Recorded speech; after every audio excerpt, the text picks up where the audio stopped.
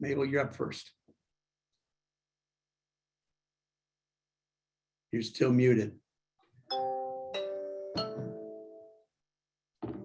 Good evening to you all, and thank you so much for joining us for the 2022 Virtual Mayoral Candidates Forum hosted by the Sherman Park Community Association and Grassland Manor Block Association. We have over 150 people registered to view this forum tonight. I wanted to introduce myself. I am Mabel Lamb. I am the Executive Director of the Sherman Park Community Association. So before we begin, I just wanted to make a few announcements around voting because there is an election on Tuesday, February 15th. So one of the first things we need to remind you of is just to vote early. If you can, there's a couple of days left. You could vote over at Midtown or at Washington Park Library, which are two of the closest places to Sherman Park, but there are a list of other locations. Also, you should have gotten a card in the mail, and I hope you didn't throw it away. This card is going to have some of the very valuable information that is related to the redistricting that has just happened. So some of you may have new wards and voting locations. So make sure you find this card. Mine was in with all of my junk mail. So make sure you find this card. And then lastly, I wanted to let you know too, to go to www.myvote.wi.gov to find out the specific polling location that you are assigned to for the election. I wanted to thank Ben Barker from Hone Marketing, who is our technical support tonight. And then I also would like to introduce Steve O'Connell. He is a resident of Grassland Manor as tonight's moderator. So thank you all for joining us, and we hope you will be enlightened.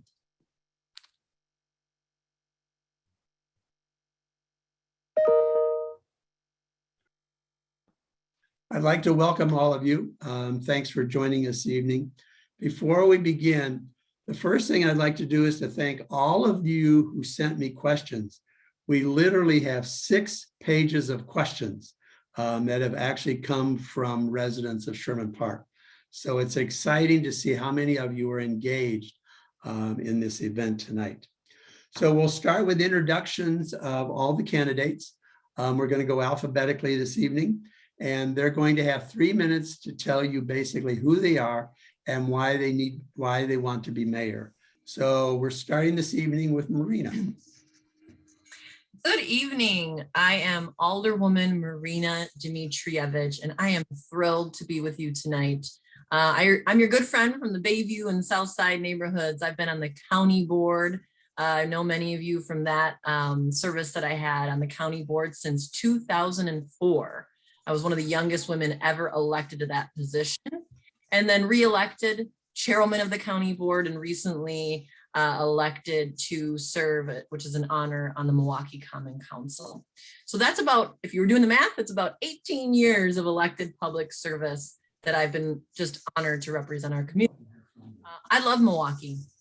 I love the fact that I was born and raised here and that I'm raising my family here. I'm a proud graduate of Milwaukee Public Schools, and I have my kids enrolled in our public schools too, which I think are so important to a thriving Milwaukee. I'm here tonight.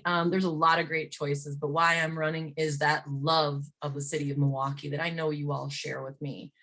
But you can love something, but know that it still needs some work and some changes. And we certainly do have quite a list of challenges ahead of us. But one thing we know about Milwaukee and our story is that we're up for the challenge. And that's why I'm running to be your mayor. I could be the first woman ever elected to this office. This is a historic election. We haven't elected many people to the office of mayor over the last 100 years. It's only been a couple. With the experience I have a vision, and I'm focused in 3 areas. That is public safety. Everyone deserves to feel safe in every part of our city, in your home, on the streets, in your cars. And that is critically important to, again, not just a surviving neighborhood, but a thriving neighborhood. Public education. I am committed to improving and supporting our public school system. We know it's under attack. It's under attack from Republicans in Madison. And we need to make sure that our children have the support that they need and the families do too, before they even walk into the doors of schools. And last but not least, I want to get out of this pandemic. I know you all do too. It's exhausting as a mom that's had to help her children through virtual school, who's seen businesses open and close. I want to make sure that we increase vaccinations and reduce the spread of this virus so we can get back to some sense of normal, but not that normal before the pandemic, because that wasn't working for everybody. We've got to do better. We have an unprecedented amount of federal funds coming into this community from the Build Back Better and American Rescue Plan. My time was up, but we need to make sure that we have a mayor who's ready to invest in the city of Milwaukee for all of us. Thank you. Okay, thank you. Bob, you're up next. Okay, Steve, thanks. Well, first of all, And folks, I Ben's just trying wanted to to call you. thank you for the opportunity to be with you tonight. I'll speak from the heart. Let's face it, Milwaukee is faced with many challenges, some serious, serious challenges. We've got to move this city forward. We have some very important decisions to make in these upcoming elections. Do we continue down the same old path? Do we continue to elect more of the same? Or do we make some changes and perhaps move Milwaukee in a better direction?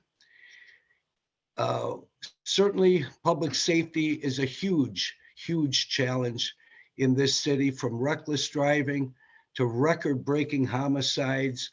Quite frankly, I can't believe how much our city has deteriorated in just the last 2 years. And I know I speak for many of you. Also, our stolen vehicles, leading the nation in stolen vehicles.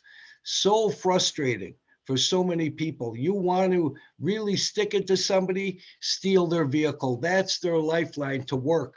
That's how they get their children to school.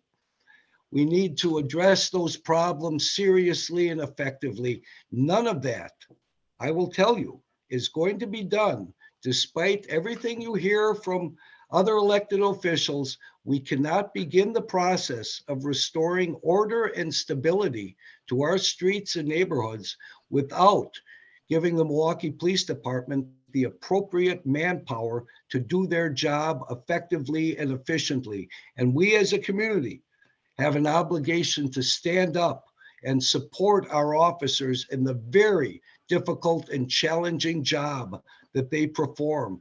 One of the most dangerous this country has to offer. And we've seen an example of that many times recently.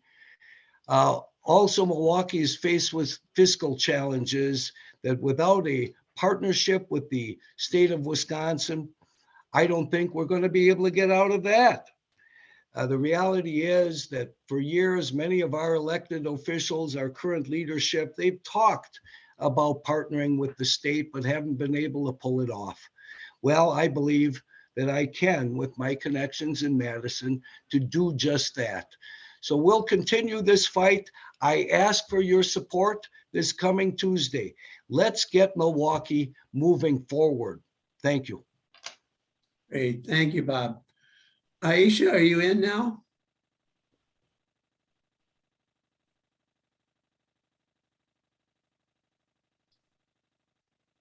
Hello. Yeah. Hello. Unmute. Hello? Yep, there's Aisha, are you Hello? in now? Yes, I am. How are you? I'm good.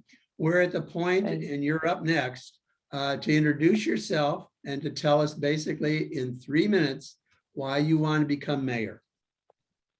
Okay, well, thank you all for having me. I appreciate that. I want to become mayor because I believe that I'm amongst the candidates that are running. I am the best choice for the people. I am directly from the people, of the people, and by the people. Unlike some of my other candidates, I'm not self-serving. I'm trying to serve the citizens of Milwaukee.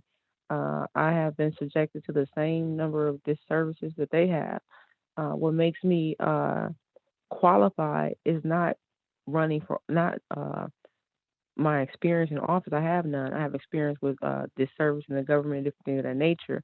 I don't believe I'm an underdog. I noticed that some people said, wow, yesterday you were the underdog, but you were on top. I believe that we all came here through nominations, And I'm not looking up to any candidate. I'm looking eye to eye about the issues, about what's affecting the community and how to best serve the community. My ideas are up to par. They're necessary. They're needed, and I believe I'm the change that the city has been waiting for. That the city has needed for 17 years. Former Mayor Tom Barrett has failed the city. I believe that within the 2 years that we have left on this mayoral race, that I can surpass a number of different things that he fails to do, and one of them is unifying the city, bringing forth innovative ideas, bringing forth equality and different things of that nature, and having a zero tolerance for discrimination, bringing the city up to being a top tier city, something that the city has never ever had in the existence of the former mayor and the current acting mayor. Great. Thank you, Aisha. Thank you. Cavalier, you're next up. Great. Thank you so much, Steve. Thank you to You're the welcome. other candidates joining us tonight, and to the Sherman Park Community Association for hosting us tonight. I'm Cavalier Johnson, and I currently have the privilege of serving as mayor of our city. But you don't wake up to be the mayor of the city of Milwaukee, especially not an African-American one. In fact, this city is 176 years old, and only the second time ever in our city's history is there an African-American who's got the awesome responsibility to lead it at the helm. So I started off in service 20 years ago as a young person on the streets in our neighborhoods, helping seniors to rake leaves and shovel snow. I did service projects that snowballed across the country and around the world, going to New Orleans after Hurricane Katrina to help folks who lost it all during that natural disaster, going to London to work with at-risk young people, going to work for a nonprofit in New York City, having the opportunity to go to Chile in South America to help rebuild a school for poor kids, and then coming back here to Milwaukee to work with at-risk young people who were at Lincoln Hills, young people trying to get their first summer jobs, and seniors retooling their resume in order to get back into the workforce. I had the opportunity as the youngest African-American in the city's history to be elected to the Milwaukee Common Council. I was elected there in 2016. I was reelected and elected city council president in 2020, and now have the opportunity to serve as mayor. And what do I want to do as mayor? I think that there are goals that all of us can rally around in Milwaukee, and I want to be the mayor that gets us there. I think all of us have goals to have a city that's safe, that's healthy, and that's prosperous for everybody, no matter what neighborhood you live in. I think that all of us have goals to make sure that we have a city that addresses issues at their root, so we can create an environment that is teeming with safety for our families, growth for our businesses, family supporting opportunities for our citizens, and stability in our neighborhoods all across the city of Milwaukee. I think we should be striving to have one of the most livable big cities in the United States. We haven't achieved that yet, but it's something that we can aspire to, something that we can achieve. And I got the vision to get us there. And that vision revolves around having holistic public safety, a 21st century approach to job creation, rebuilding a strong Black and Latino middle class here in the city of Milwaukee. We're going to make sure that we have people-centered development that not only retains the talent and the population that we have, but also encourages other people to move here so we can grow the population in the city of Milwaukee. So we stop seeing these downtrends in our population and getting us closer to 1 million people, not closer to 500,000 people that we're trending to now. We're not talking about entering the 21st century anymore. We're here, and we need a mayor that can take us from where we are to where we need to go as we're heading into the midpoint of this century. And I believe I'm the mayor to do it. Great. Thank you, Cavalier. Ernell, you're up next.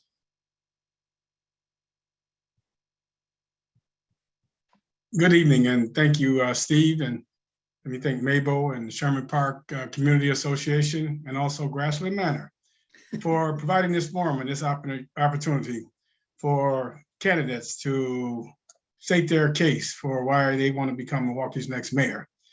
As a product of this community, born in the Hillside Housing Project, one who was raised by a single mom until her passing, and then by a single grandmother, taught me the values of hard work and dedication. Product of Milwaukee public school system, I joined public service at age 18 after an encounter I had as a younger boy with a law enforcement officer, and felt that I could turn that negative into a positive and grow on and do positive work in our community and change the course of how we interact with our law enforcement. Started a career in 1976, spent 25 years in the Milwaukee Police Department, learned so many experiences working with the people, working with the community, improving the quality of life for many in this community. I feel that after that experience, 25 years in the police department, spent 17 years at Major League Baseball. It taught me not only experience of dealing with managing people and managing budgets, but gave me a world view of how the world operates, and particularly how I could bring that view home. Was elected sheriff in 2018 to change the discourse and dialogue in the Milwaukee County Sheriff's Office. I'm running for mayor because we face a lot of challenges in our community right now. Face the challenges of public health and safety, and how we're going to improve the lives of all in our community. Face the challenges and the quality of life, the issues that affect us day to day. And then we have the issue of how we're going to bring development to all neighborhoods in our city. But I'm one that sees hope and faith in our future. With new leadership comes opportunity.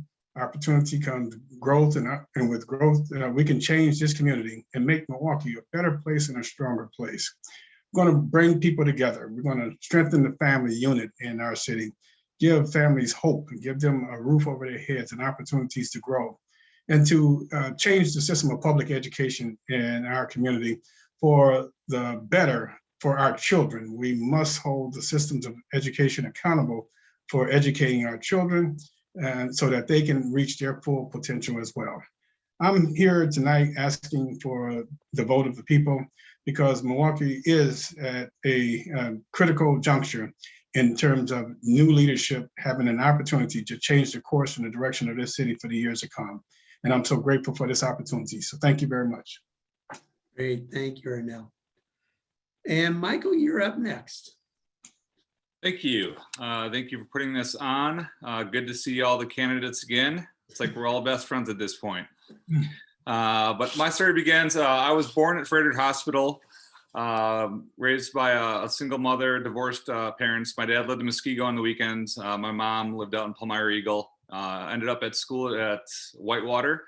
After Whitewater, I moved out to LA. I was watching Entourage at the time and wanted to become the next Ari Gold. So got into the talent agency world, movie production, had some fun out there, but I was quickly getting into debt, and the recession happened. So I moved back to Milwaukee with $30K in debt, and started working with the Milwaukee Wave, the Milwaukee Mustangs, and then started an event planning company downtown called Swarm Events.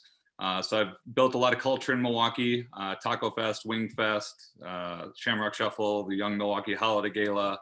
I have some small businesses, Revel Bar I opened, Brunch, Whitetail 1983 Arcade Bar. So I like to stay involved in the community, open different small businesses, and really build culture and stuff for things, things for people to do in the city. Why do I want to become mayor? Because we need a change. We need new leadership. Whatever is happening right now is not working. Past politicians have failed us. We need something new. We need something fresh. We need a new thing. So I came out with the 3 C's: crime, COVID, and common sense. Crime, focusing on reckless driving. We got to go out and get these Kia boys. We got to stop them. We got to make a hard police action for it, because that's what the public needs to see and wants to see. Drunk driving also is a part of reckless driving that we need to be very aware of, and it should be brought up in conversation as well. And then car thefts, we gotta limit those, because that's what people are worried about downtown. There's a lot of pressure. It's interesting now that the business community downtown is starting to speak up about it, and it's really hitting the public eye finally. It's sad that had to happen for it to hit that, but here we are.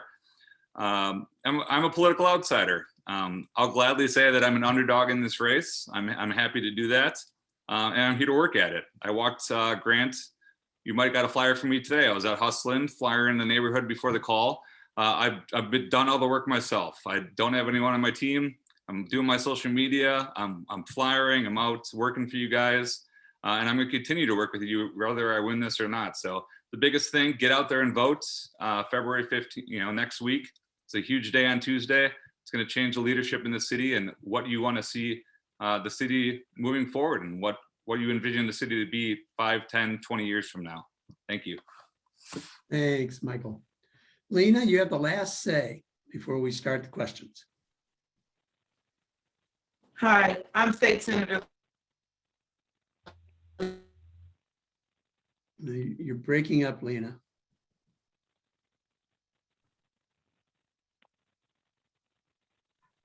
Can you try again?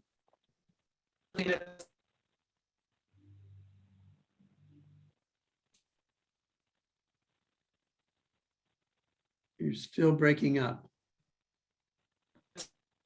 Are you using your phone or your tablet, Lena?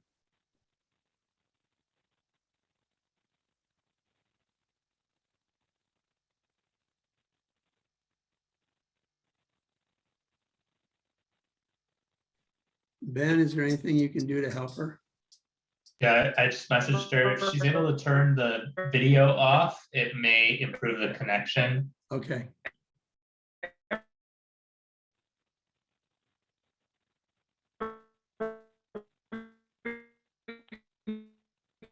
No, she's still struggling, Ben.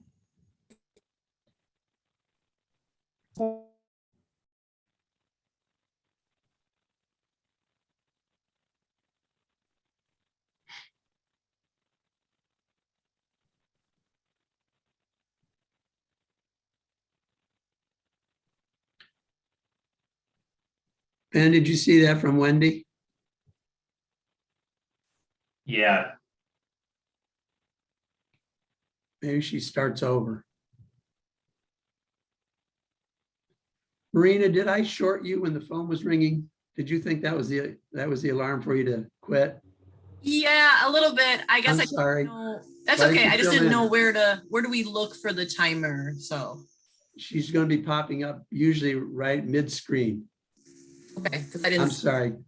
Mhm. There she goes. She's showing it to you. See it? No, perhaps I should pin her, and it might be my area. Right in the, Oh, I see Deborah. Okay, I didn't yeah, see Deborah's right there. her speech. Thank you. Yeah.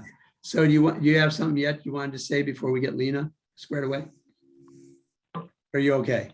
I'm okay. I I appreciate thought I it. Thank shorted you. you. I'm sorry. Sorry.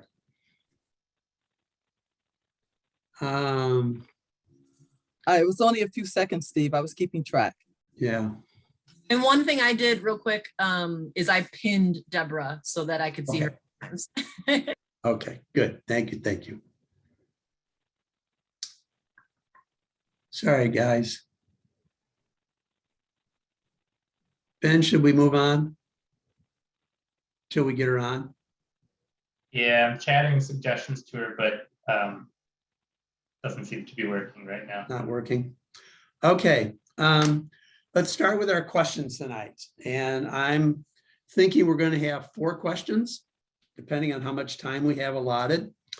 The elephant in the room, reckless driving. I'm going to give you 4 minutes to respond to this question. So you're going to get 2 questions in one. So 4 minutes to respond. So listen very carefully. And then Ben is going to repeat the question in the chat so that you can see it as we go along. For the last year or so, Alderman Rainey and a group of us Sherman Park residents have been meeting and looking at different models for addressing reckless driving in our community. We've all been looking at Vision Zero, the 5 E's: equity, education, community engagement, engineering, and enforcement. So far, out of the ARPA funds, $1 million has been allocated for enforcement. $6 million has been allocated to the DPW. 1.5 of that is targeted for reducing the speed limit, an educational campaign they want to put on. To date, no funding has been allocated for education or engagement to the community. If you could set a starting point for funding, where would you start? What would be your specific dollar amount? And what innovative funding strategies would you pursue to get an educational and an engagement campaign going? Now, feel free to tell us where you would get the money to fund the proposal that we sent you the other day, the compliance campaign. Now, remember, you have 4 minutes to respond. Bob, you're up first.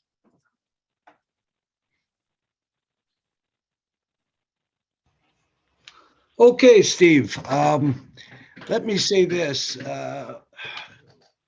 What would I do to fund this project? Is that the question? That's the question. First of all, I think Vision Zero is a good program and needs to be implemented. I would also argue that there have been some communities across America that have implemented it, and it hasn't been as successful as we would all hope. But having said that, I think this is most definitely a great starting point, and I commend your association for the hard work you folks have been doing for a long, long time. In any project like this, I've always been a believer that you need to engage the private sector. We have talked about engaging athletes and so on for a public service announcements and so on. Much of this, I believe, can be accomplished just by virtue of asking them and engaging them. I have for years as an alderman reached out to the private sector to fund any number of projects, not costing the taxpayer a dime. Believe me when I say this, the mayor has a great deal of clout. If the mayor gets on the phone and calls the right person and asks them to get involved and donate for a cause, they're going to commit. I'll tell you another thing. In my effort when we launched our Take It Easy Milwaukee initiative, and I know we worked, Steve, with you up there on 60th and Capitol. That was one of the locations.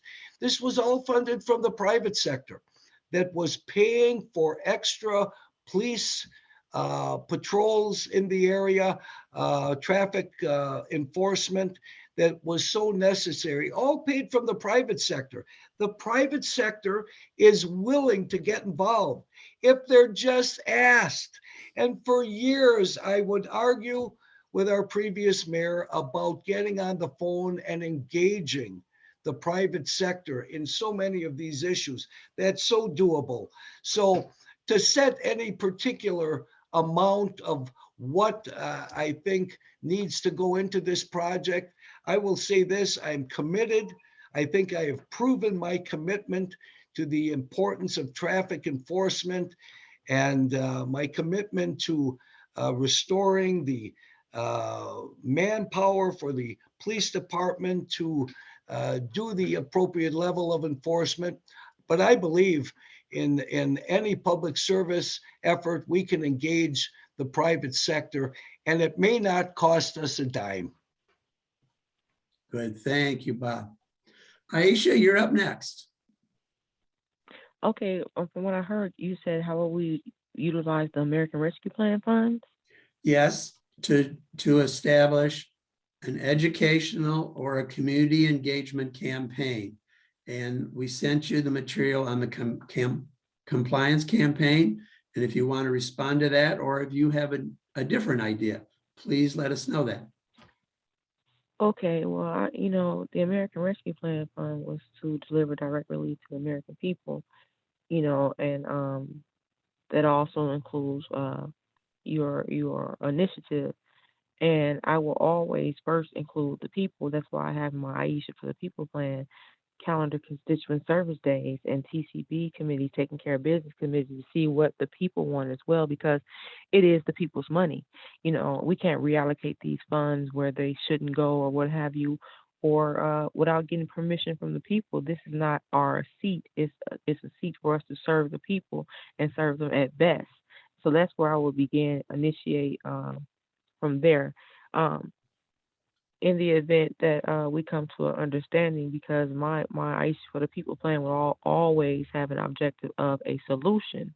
I definitely will utilize the funds to rescue the Americans in the economy, housing, different things of that nature. You all initiatives as well. So I don't believe in targeting one dynamic group of people. I think as a whole, the community should have a say in every aspect that the city utilizes their money. It's their money, you know.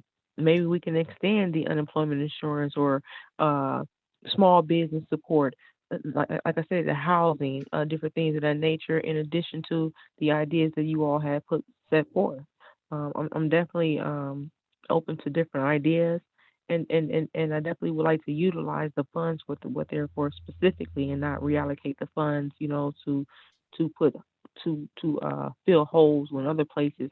I also will look at collaborating with other entities. You know, yesterday, most of the candidates were saying, acting as if they are forced to work with the state, when the reality is the city is a creature of the state. The state is nothing less than their parent. You know, that's why you can't go into a courtroom and get a city ticket and be charged with the same thing in state court. It's called double jeopardy, because you're really the same creature, one of the same. So you have to collaborate with the state. I will collaborate with the state. I also will look at federal funding and different innovative ways that we can bring in other revenue, you know, it's to get some of the burden off of the citizens. So that would be my idea and my initiative and my plan as it relates to your question. Great. Thank you, Aisha. Very good. Cavalier, you're up next.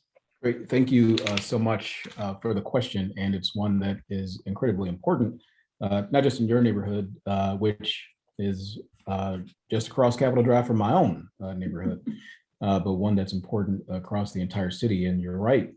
I know that you all in Sherman Park have engaged very frequently with Alderman Rainey. In fact, I know that my assistant from my office has been a part of those conversations, and so have I occasionally as well. So I know that this is something that is centrally important to you guys over in Sherman Park. I've heard the stories, right, that people who live south of Capitol, including some of my own constituents, when I was on the council serving as alderman there, had fear to cross Capitol Drive due to reckless driving, where they wouldn't even go to the grocery stores on the north side of Capitol, whether it's the Aldi or there was the Midtown Pick and Save. So you're right, the Common Council had allocated money, American Rescue Plan Act money, to address the issue of reckless driving, and I was proud to support those initiatives. But there is more that needs to be done. That's why I released STAND, my comprehensive plan to address the issue of reckless driving in Milwaukee, working on things like street improvement, traffic enforcement, which I know is needed because I recently went on a ride along with the Milwaukee Police Department Traffic Safety Unit and saw some of the egregious reckless driving activity that was there. Holding folks accountable when they do disobey traffic law, and also demanding progress from some of our should-be partners at other levels of government, because Capitol Drive, as you know, for instance, is a state highway, and will need partnership from the state in order to make some of the improvements that all of us want to see in places like that, as well as neighborhood engagement is a part of that program too. And part of neighborhood engagement means reaching out, having conversations, listening to the people who live in our city, who are the ones who unfortunately feel like they're prisoners in their own homes and neighborhoods due to the reckless driving issue that all of us are facing.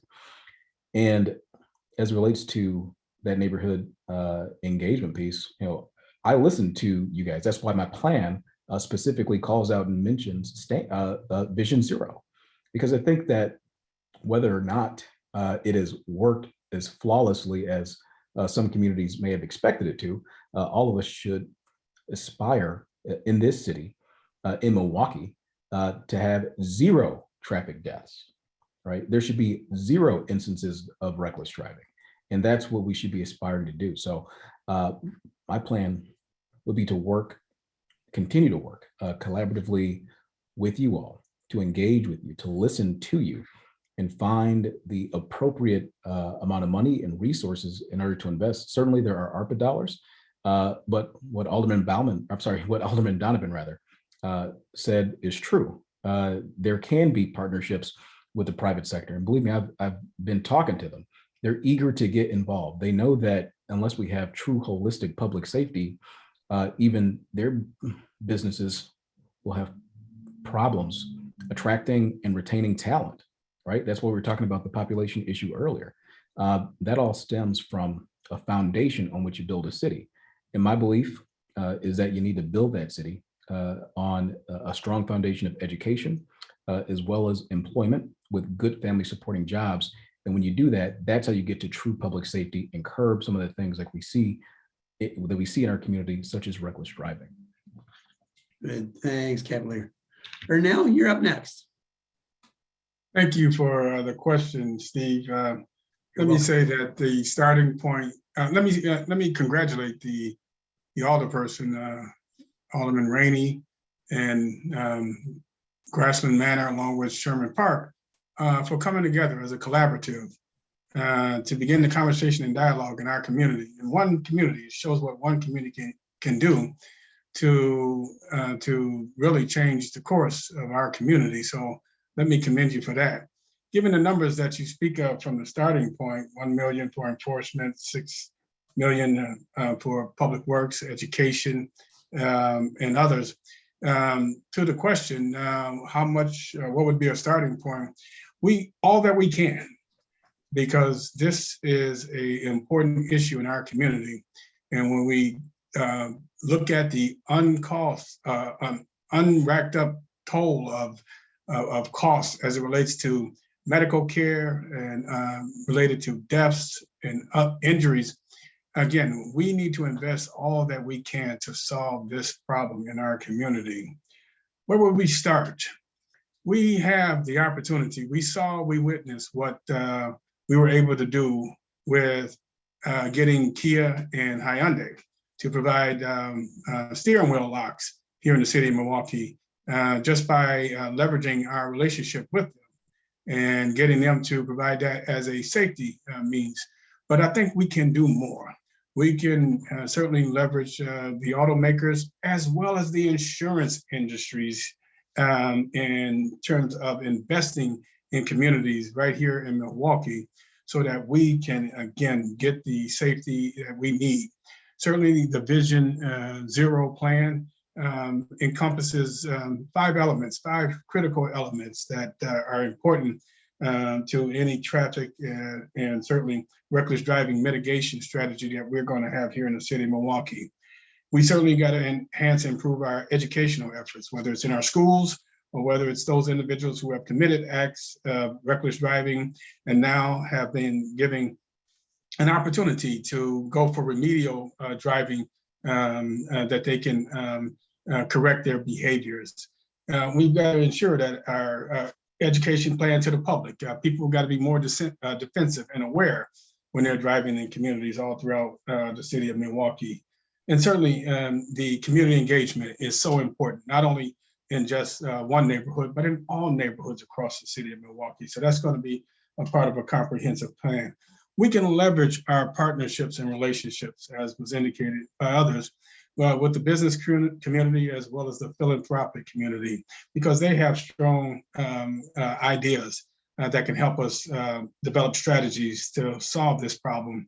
And so they drive through this city too, and are concerned about the safety and well-being of all people that drive in the city of Milwaukee. And it should be, everybody should have that right. One area, Steve, we haven't talked about much is technology. Technology will play an ability to impact reckless driving here in our community. I said that the automakers have the ability to make a car that can drive itself and park itself. We can bring pressure to bear on those automakers that they can put systems to govern cars to drive consistent with the speed limit in areas, and to know that someone is driving a car that does not belong to them and that car can be shut off. This is our 1960s seatbelt problem. And until the people of this community and this country put pressure to bear on Congress and Congress on the automakers, then we got seatbelts, then shoulder harnesses. We must bring pressure to bear on the automakers to play a part in helping us solve this problem. Thank you. Sounds like you owned a Corvair once upon a time. Michael, you're up next. Thank you. So I mean, look at the stats right now. We have the traffic unit for the Milwaukee Police Department that has supposedly pulled over 20,000 cars. I don't know what the fines are resulted of that, but obviously that's working if that's the number. I drive around a lot in the city, all over in different parts of the city, and I don't see a lot of cars pulled over. So that number was kind of wild to me when I found out about it. So I'd like to see some more numbers on the fines of that. But I think we need help. It's not just the MPD. I mentioned it last night, and Ernell did as well, that we need help from the State Patrol, he mentioned. So if he can get some help on the actual highways like 43 from the State Patrol, it's going to help him from the Sheriff's Department standpoint, help some of the trunk highways like your Silver Springs and your Hamptons and your Fond du Lacs and anything connected to a highway, you know, National Avenue, Greenfield. And this isn't just a Milwaukee story. This is a entire Milwaukee County thing. The reckless drivers are crossing cities.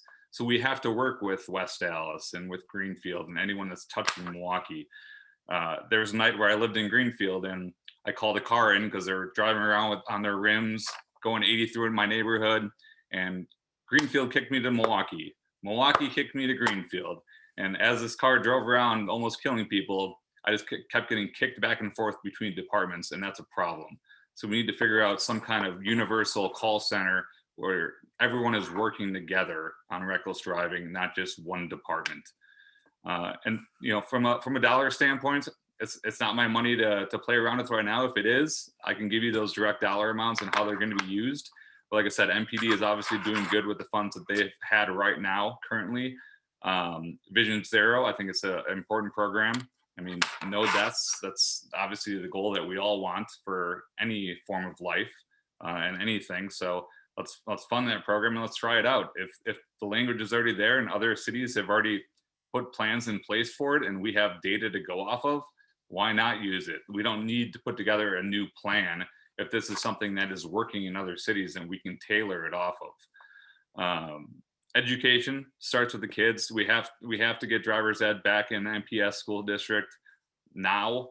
That's something that is very important to me, and I think we need to put pressure on that school system to make that happen. Also, but when you drive around Milwaukee, the people that are driving recklessly right now and running red lights, these aren't kids. These are 25 to 45-year-olds. I see it, every week. So it's the education standpoint. Do we have to raise fines? I don't know what the answer at this point. If people are, I like the towing. If people are speeding and they get their car taken away from them, that's a punishment. So do we need to raise fines as well and increase educational awareness to the whole market so people drive, safer? They should fear driving if they are speeding in the city of Milwaukee or driving recklessly. They should fear losing things. We have to get to that point or it's not going to stop. Red light cameras, I think all over the city, whether it's downtown, the south side, the north side, we all know where the problem areas are. I think they're important. I think it's a way for the city to make some money that we can put back to programs like Vision Zero. I think that runs the course. Thank you so much. Thank you, Michael. Lena, is your microphone working now? I don't know. Can you hear me? You gotta speak a little louder. Wonderful. Oh, well, I've never heard that before.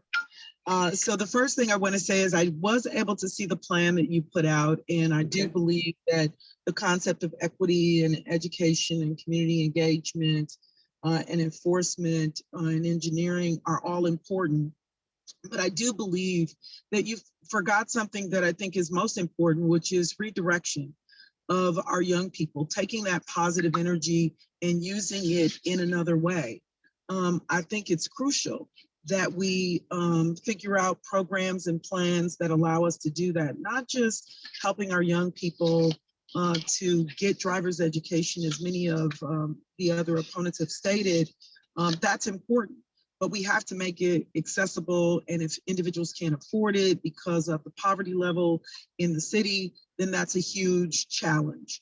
We're gonna have to, make that available across the board, so that those individuals that are extremely challenged financially will be able to have access. We're also going to need to turn that positive energy into something else. So if kids are interested in cars. I want them to learn about how to sell a car, how to fix a car, how to do the body shop like Mr. Adams, who is retiring from Fifth and Center area, to how to be a mechanic from body shop to, the other piece. So one of the things that, I'll say outside of the redirection is we have to have a court system that's also working. If the court system, if people are getting arrested and people are getting charged, but they can't get into court for 2 to 3, 4 years, that has to change. And so that's part of the issue, that we have individuals who are awaiting a trial, and that's taking a significant period of time. COVID has our court system closed. Before, we were barely holding on. The number of cases coming in was equivalent to the kind of number of cases that were going out. Well, we don't have that anymore. And so that's building up.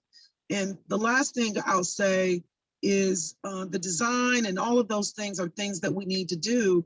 I don't know if, traffic enforcement, even though it's increased, and design, although it's increasing, I see those things more downtown than I see those things in the neighborhoods, in particular, where we have most of the activity. I even participated in some of the activity that you've had in the Sherman Park area on 60th and Capitol, although not my district, very close to my district. That kind of activity with the yard signs and the standing on the corners and trying to bring awareness, all of those things are important.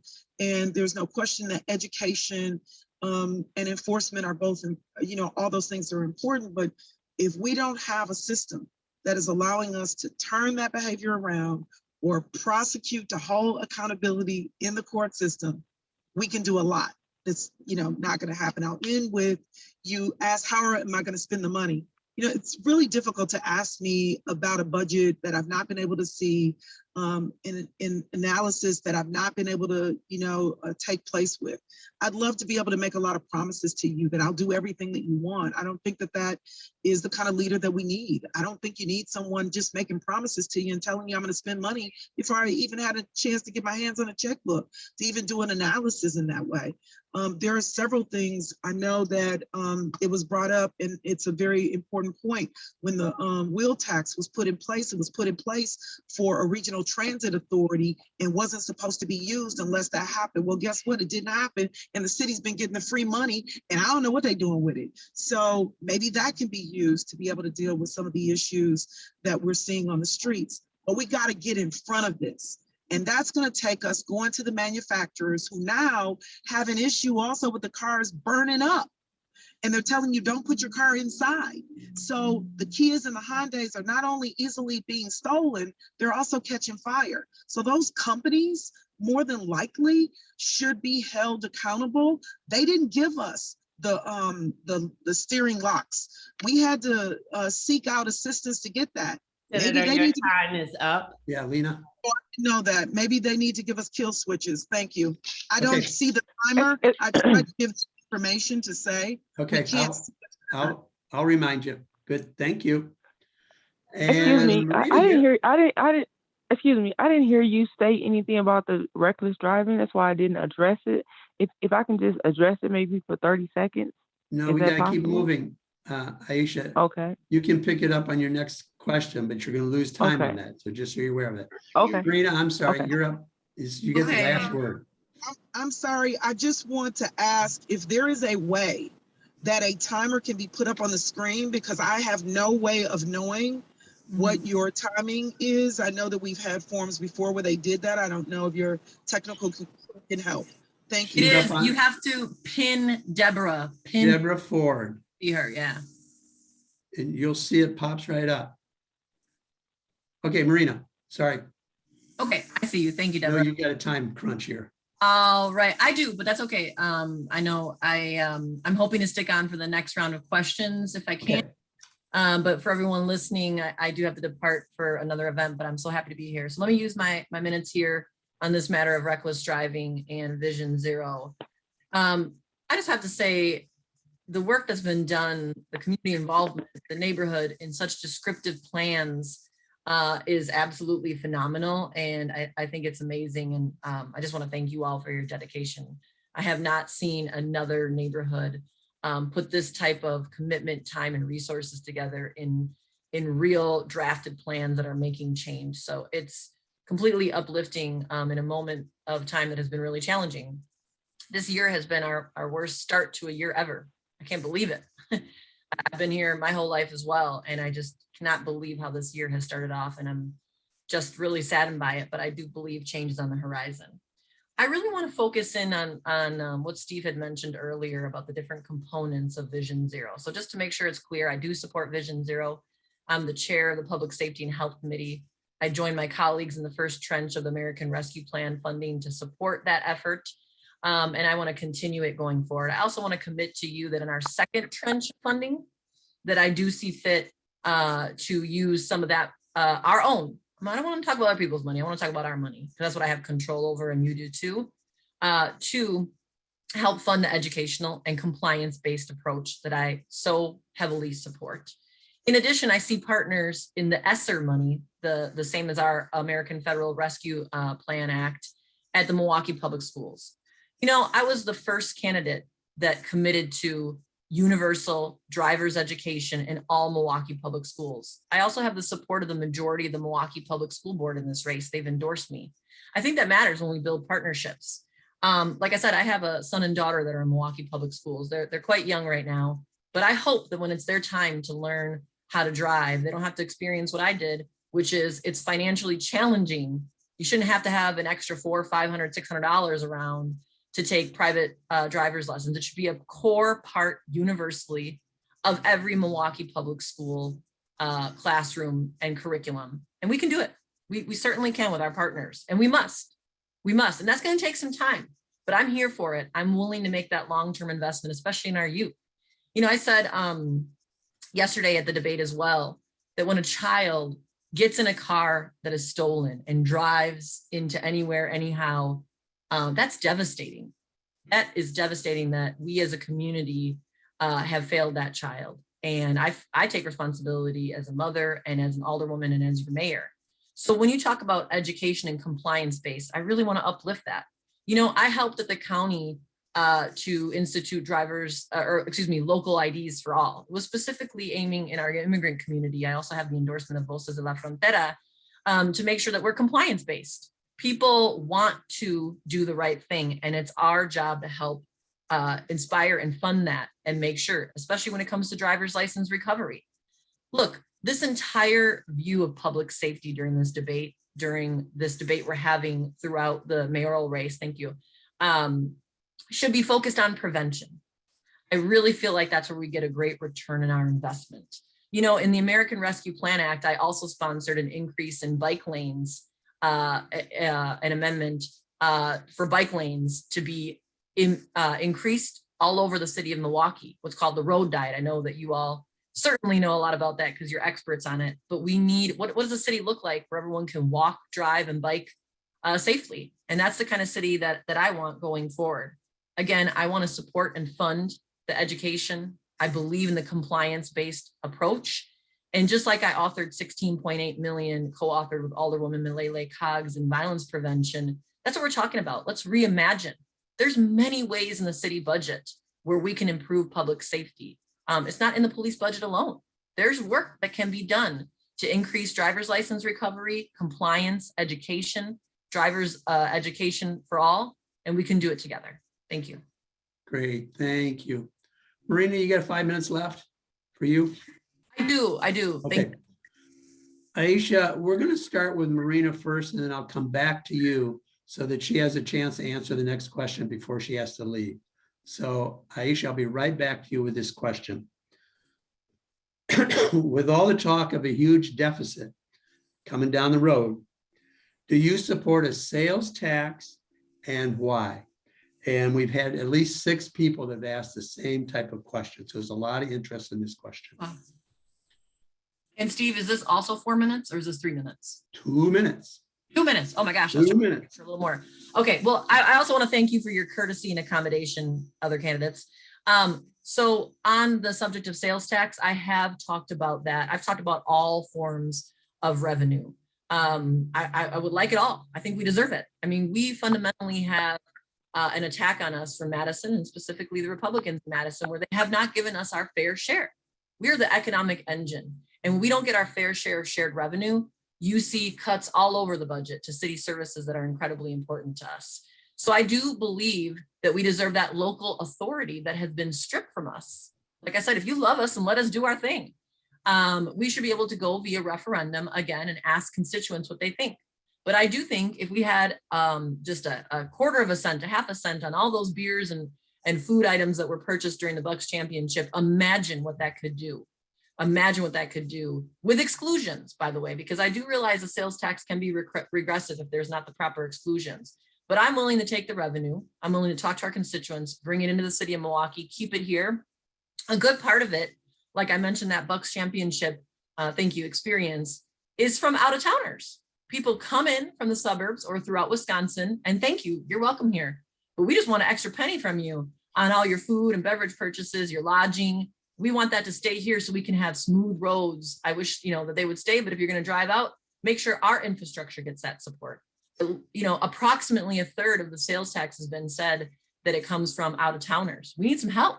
We need the ability to do it. And I'm also going to mention to you, Steve, that I have other options for revenue as well. I've called for the full legalization of marijuana and expungement and decriminalizing it. Other states have done it. Let's legalize it like Governor Tony Evers proposed and take that money to help out locally and put it into education as well. If we're asking for educational components and the good work to do for education and compliance on Vision Zero, we need some funding to do it. So I am open to all kinds of funding, but especially our fair share. Great, thanks, Marina. Thanks for coming tonight. Thank Enjoy you. the rest of the evening. Thank you. Aisha, I'm sorry, so you're up next. Excuse me? You're up next. Excuse me? Okay, can you repeat the question? I'll repeat the question. With all the talk of a huge deficit that's coming down the pike, do you support a sales tax and why? Okay, I will get to that question, but I would like to first state that Marina wants to support marijuana, and that's just ludicrous. I think that if you want to support marijuana, you also need to pay every person who's been convicted and did criminal time because of a crime of marijuana. I think everyone should be paid a specific amount of money for the time they spent in prison and jail for marijuana, that all of a sudden magically we want to make it legal because it's a drug. And just because you want it to be legal just because you want to make money off it doesn't mean that it's not a drug. Secondly, I didn't hear the question as it related to reckless driving. I think that there is an undeclared war on the youth in Milwaukee, and my opponents are the architects of this war, because there is no statistical evidence stating that these youth are responsible for the number of fatalities related to reckless driving when it is a statistical fact. Wisconsin is the highest drunkest state in the nation. Milwaukee is the second drunkest city in the state of Wisconsin. 1 minute left. Okay, I don't support a sales tax at all. I would go outside of the box and try to find other revenue, which I have my issue for the people plan. But I think it's important to touch on that because I did not know that. And if you look at the statistics, it's 50% higher of all deaths as it relates to reckless driving is because of drunk drivers, and some of my opponents may be responsible for that. So as in a nutshell, as it relates to the sales tax, I do not believe in increasing the sales tax or burdening the people. I believe in thinking outside of the box. I think the city government is lazy as it relates to bringing revenue in here, and I have innovative and new ideas to do that. Thank you. Okay, thank you. Cavalier, you're up next. We're back on track. Great. Thank you so much for the question. And to answer it, yeah, I do support the sales tax, but not just the sales tax, other ways to increase revenue for the city as well. Look, as has been said, the state shared revenue formula is broken, and it's not affecting only Milwaukee, it's affecting local governments across the state.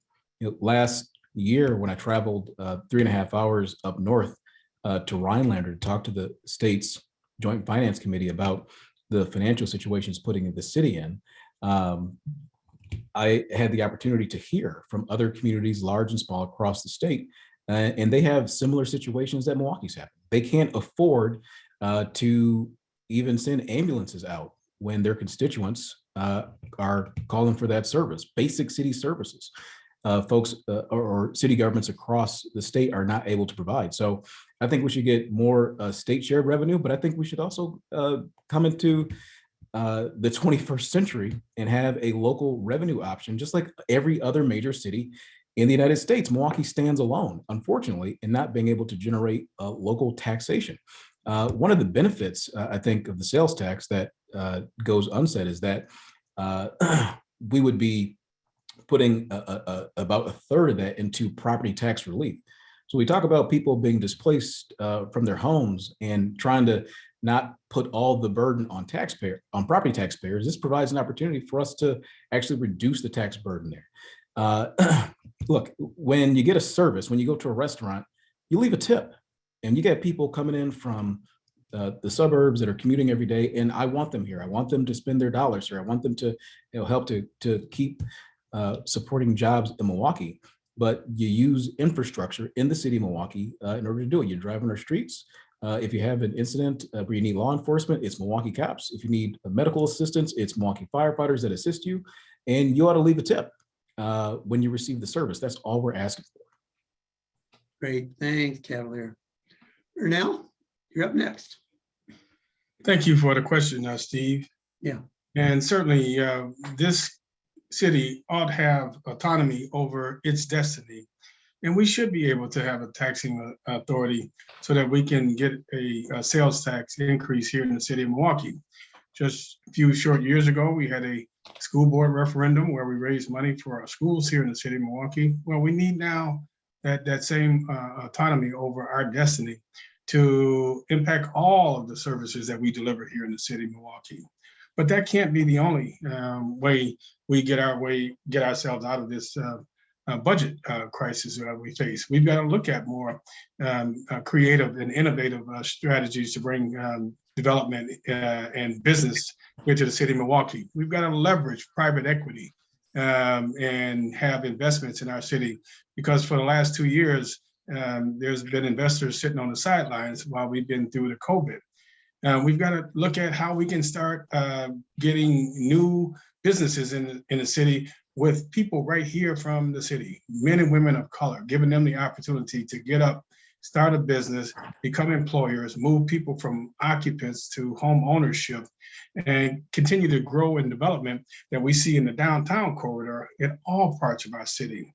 We got certainly get a return on our dollar. And what's been the obstacle to that? It's been certainly those legislators that have gone to Madison, and Madison has closed the door and not returned the phone calls. We have an opportunity here now in Milwaukee to elect new leaders who can go with a new voice and a new vision to Madison and bring back the share of dollars and revenue that we need here to make our city grow. Thank you. Great, thanks, Ernell. Michael, you're up next. Yeah, we have to get a sales tax raised in the city of Milwaukee if we want to continue to be compared to other cities that are thriving in the United States. So we want to be compared to Austin, Texas, and Nashville, these cities that people are moving to and starting businesses in. Nashville sales tax is 9.25%. So anytime you go there, I mean, they're making their money. We got to get that back here. And let's start on a small scale. We're at 5.6. Let's get back to that 6.1 that we have been paying for years for Miller Park. That should be an easy ask from the state. It's a slight bump, but at least it's something. Let's not go for straight to 7. Let's just start with the 6.1 and be happy with it and start that connection with Madison. I called Robin Voss today, called his office. I'm willing to reach out to him. I want to meet with him. I want to find out, why is he holding back on Milwaukee? Why is he holding back on the rest of the state, like Chevy brought up? Like, people want a higher sales tax, and we need it.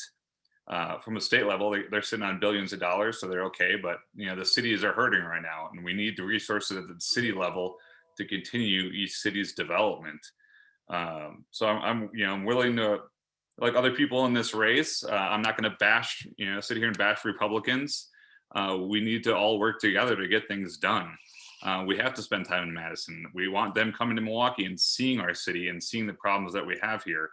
I agree with Aisha. If we are going to get marijuana eventually, we need to take care of the people that ended up in jail because of it, because it's a sad thing that we're one of the last cities and states in the country right now to get marijuana passed, but we do need to take care of the people that have been sitting in jail because of marijuana if we are going to profit off of it. But that's another thing that we're losing a lot of money on to the state of Illinois. They're coming up here enjoying our beer at a cheaper level than what they pay down there.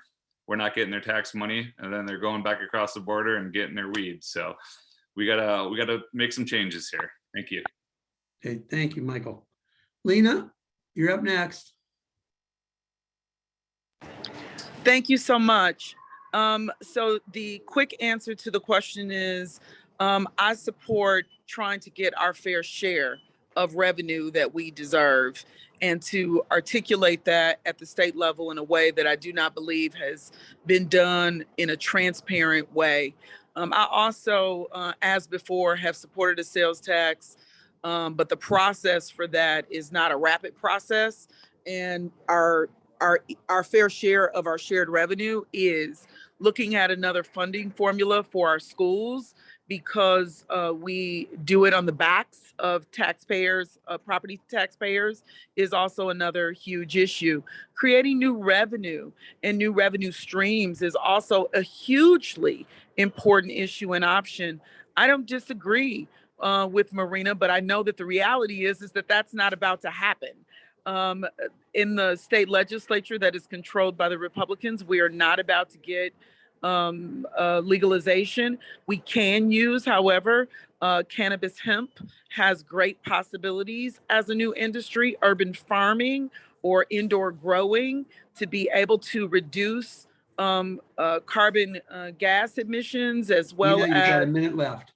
thank you, as well as increased green jobs. Those are all things that we can do that can create other revenue streams. But we've got to look at how we are spending in our departments and make sure that we can deal with better efficiency where we can.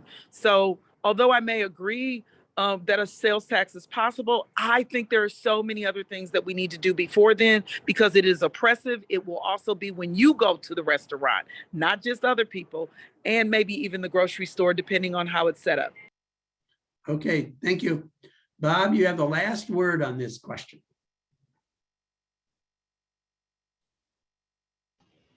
Okay, Steve.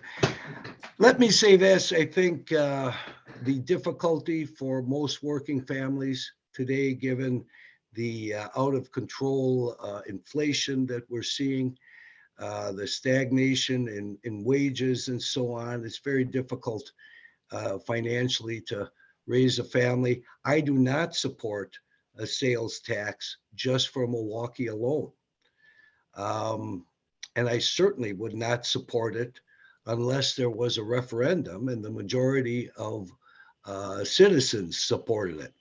Having said that, I do believe that given the fact that the state of Wisconsin is sitting on close to a $4 billion surplus, I believe there is a golden opportunity for a delegation from Milwaukee, led by the new mayor, the right mayor, to get some of that money steered towards Milwaukee. I believe it is in the state legislature and the governor. They need to recognize, and I believe they do, that a successful Milwaukee benefits this entire state. So I think there are opportunities to tap into some of that money. In conversations I have had with legislative leaders, I believe they are recognizing the challenges that Milwaukee is faced with, and they, I believe, are open to working if the right person's in that mayor's position. So I'm confident if I am elected, we can do that and make a success of things in Madison. I would also say this, a half-cent sales tax just for the city of Milwaukee would generate approximately $40 million. There's been proposals to divide a third here and a third there, and pretty soon you're not talking a lot of money. Thank you. Okay, thanks. Cavalier, you're up first this go around. And the question is, eviction rates have exploded. What do you say to those families?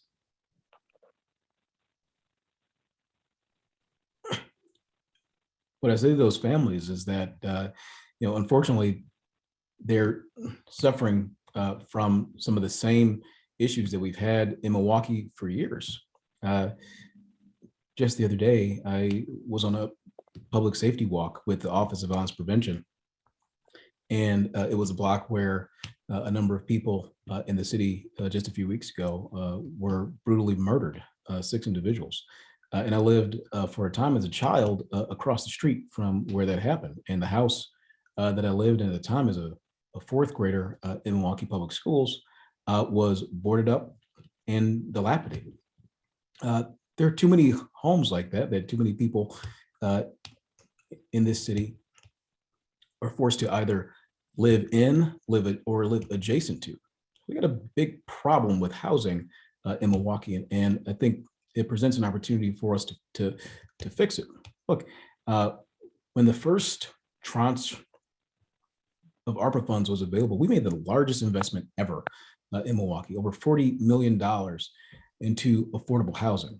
We're going to fix up and sell city-owned tax foreclosed properties to owner occupants to stabilize neighborhoods, get those properties back on the tax roll so they're not drains on our taxes or drains on our city resources. Instead, they'll be contributing to city resources so that we can address other issues that we're talking about in Milwaukee.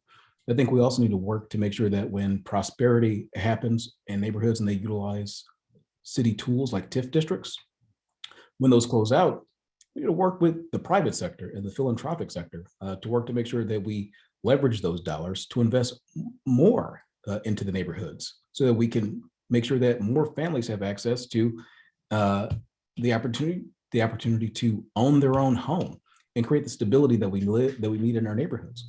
If we're ever going to get to the root cause of all the stuff that we're talking about, reckless driving and the like, we need to make sure that housing is at the center of it, because that provides the stability that families across Milwaukee need. Great, thanks, Cavalier. Ernell, you're up next. Thank you, Steve. And when you look around the globe at countries much smaller than the city of Milwaukee, but yet they're able to feed and to house all their people, we have to ask the question, why? If we're the richest nation in the world, why we can't solve the problem of homelessness here in our country, and particularly right here in our community? We have got to solve this problem. We see the explosion of evictions, particularly during the most challenging times in decades with COVID and the like. We've got to be a community that cares for its people. City has a number of homes on its rolls. We need to get them off the city's rolls and put them back on the tax rolls, make it affordable for those people here in our community. We've got to leverage partnerships and relationships to provide housing for people here in our community so that people can have the basic necessity of a roof over their head. And then we can begin the process of healing families and making our community whole again. We've got to be able to get families into affordable jobs where they can make an affordable wage to raise their family and feed their children. And so as the next mayor of this city, I say to all those people that we are going to be a community that cares for one another. We have got to look out for each other and ensure that in the time of need, that we got each other's backs, because that's the way this country was built, and that's how this city was built, looking out for one another, investing in neighborhoods all across the city and not just in one neighborhood. We've got to have a vision for all the people in all communities in the city of Milwaukee. Thank you. Great, thanks, Ernell.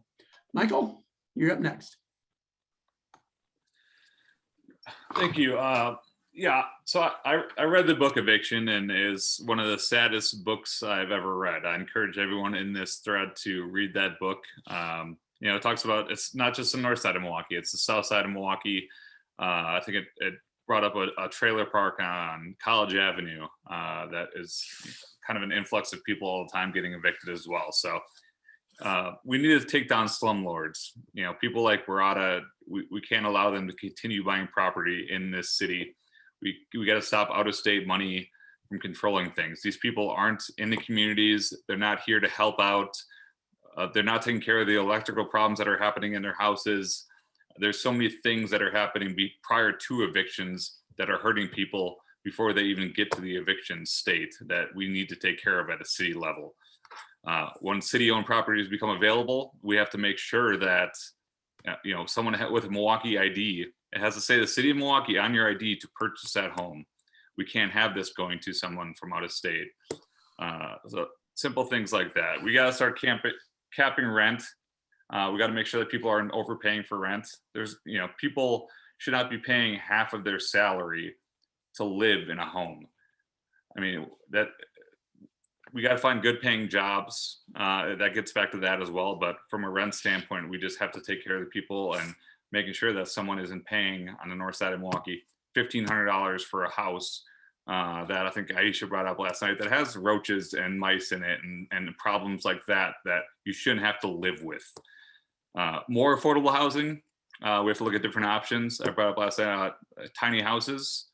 They're building those for veterans in Racine right now. So if that's a way, instead of building another apartment complex that has 4 or 5 stories and has affordable housing in it, if we can, dumb that down to single family kind of tiny house homes that are available. I said, you can buy these on Amazon right now, and they're about $20K. And then the last thing, just a quick story, ARPA funds. Real quickly, Michael. We need to use it to take care of people that have been hurt by COVID, are losing their mortgage, and we got to take care of those people. Great, thank you. Sorry. Lena, you're up next. Thank you so much. And if I understand correctly, the question is about evictions and how we would handle those matters.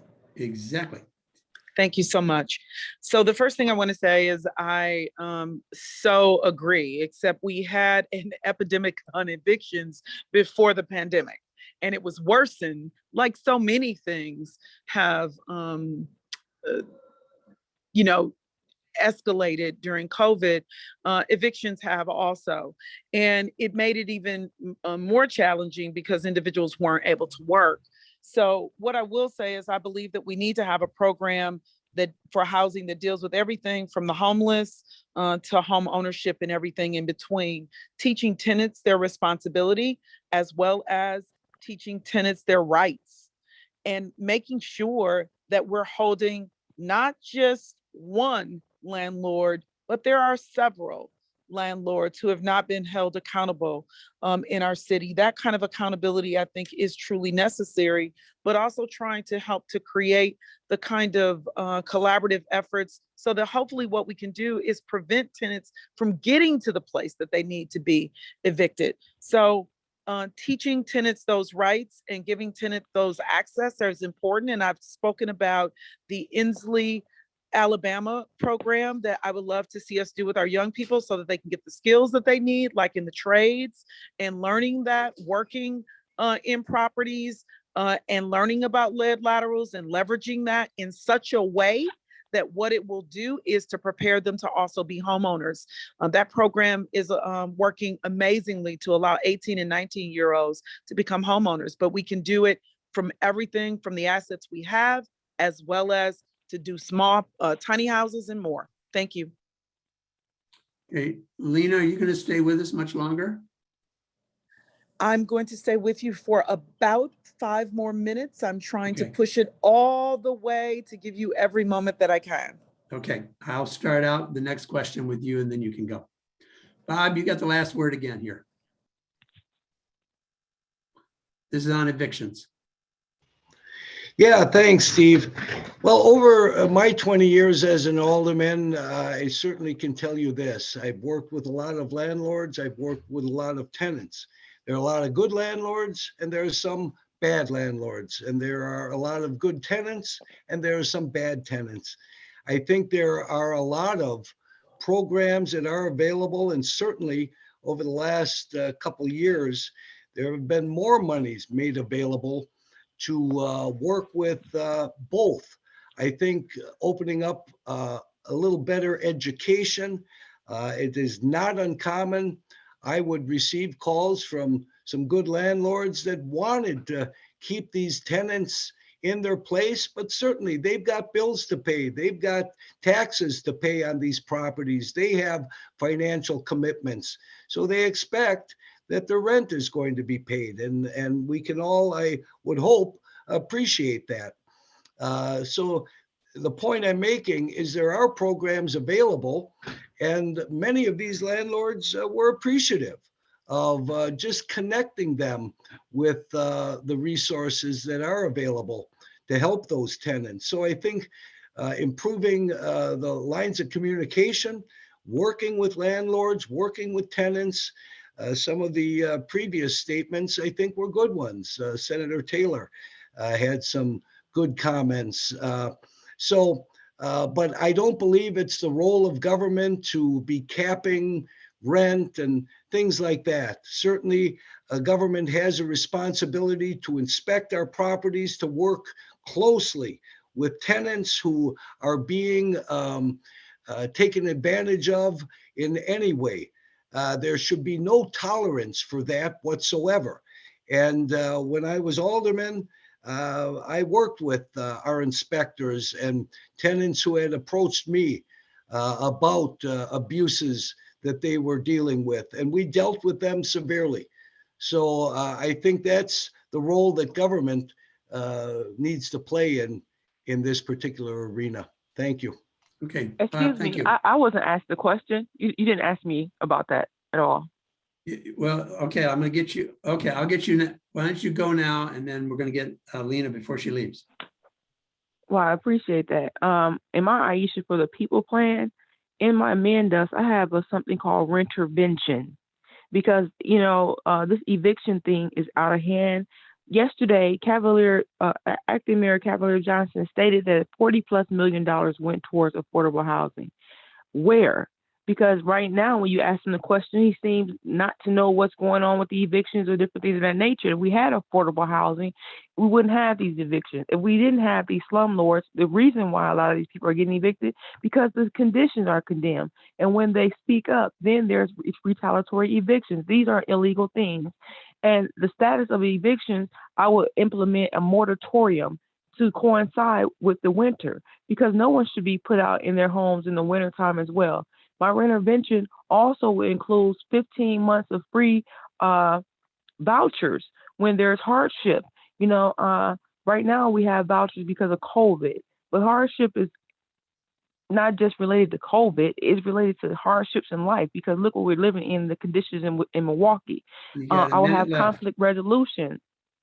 Okay, and renter rights, and also holding the slumlords accountable in a court of law, and where these people who are victims of slumlords will receive restitution, because it is illegal to live in housing that is condemned, because condemned housing affects the way people live and can affect people's health.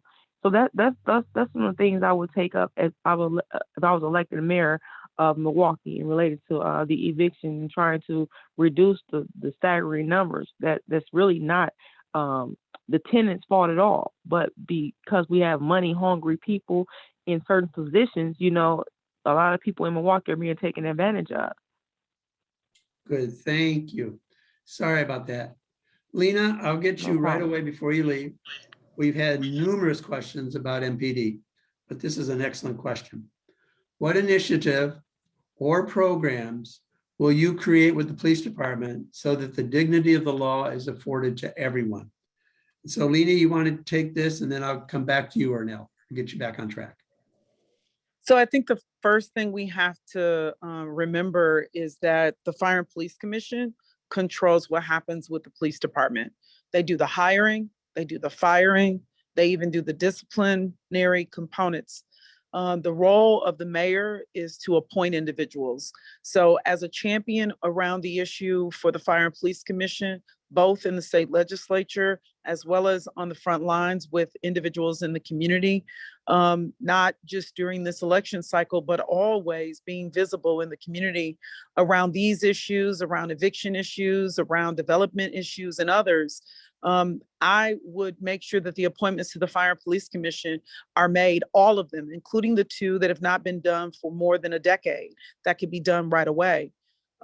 And those appointments will allow the community to be able to have individuals who are skilled and who are prepared to serve and to be fully engaged in that service.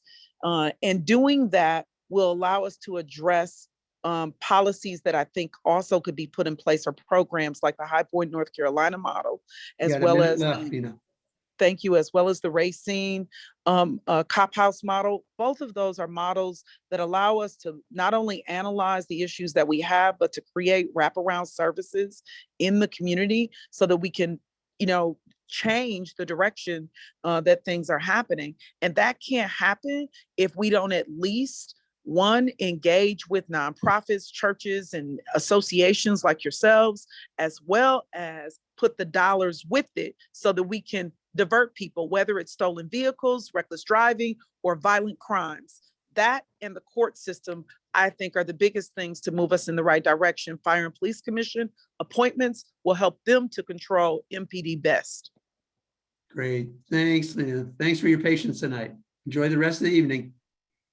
Thank you so much. I just want to also say I'm sorry for whatever has happened. I don't know. I normally have not had these issues before, but members of the Sherman Park Neighborhood Association can feel free to reach out to me at golenataylor.com. And I'm happy to answer any questions you may have. Great. Thanks, Lena. You take care. Okay, or now we're back on track. Well, thank you, Steve.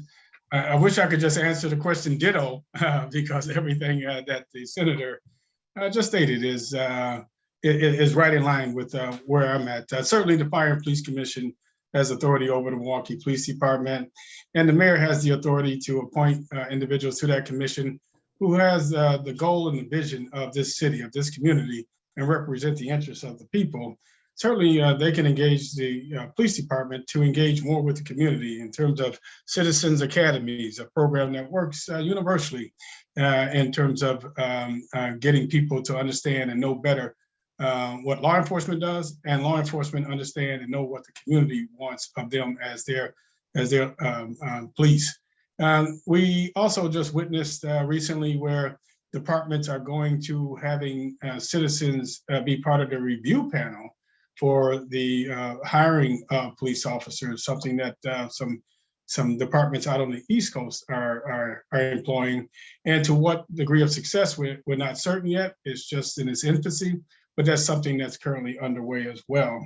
Certainly, as we move forward in the area of police and community relations, the more that the police engage with the community, the better we have stronger communities, safer communities. And as one who's had now 4 decades experience in law enforcement and public safety, it's important for the tone to be set and the tenor to be set, that everybody's going to be treated with dignity and respect. And that, again, when there's violations of that trust, that there's going to be actions that are consequences that are going to be swift, and they're going to be made public so that the public has the assurance that its police are doing what it is that they ask of them. So again, a very robust plan of working together with the community to strengthen this city. Thank you.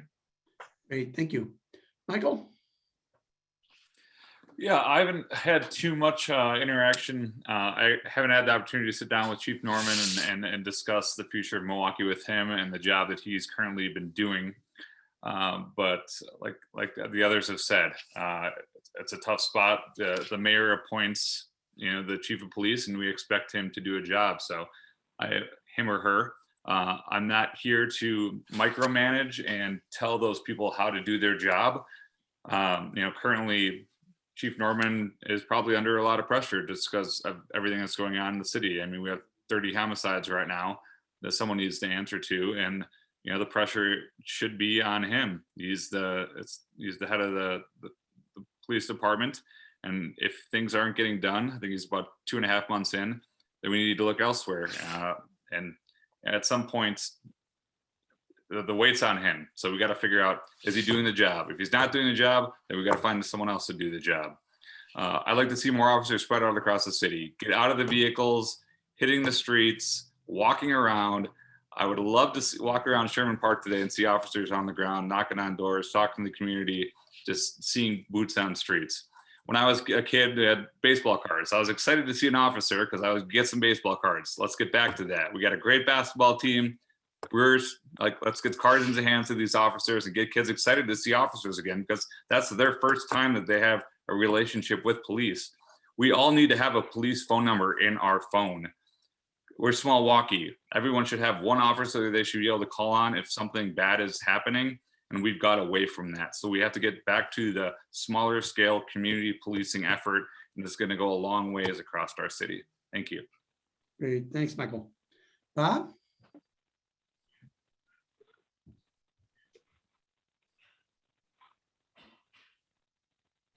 There we go. There you go. Yeah. Well, let me say this, folks. As mayor, I would expect our police department to enforce the law, all laws fairly, equally, and without prejudice. I would expect that they would treat all citizens with respect and dignity. Having said that, it's a two-way street. And I also would expect our citizens to show support for the brave men and women of the Milwaukee Police Department.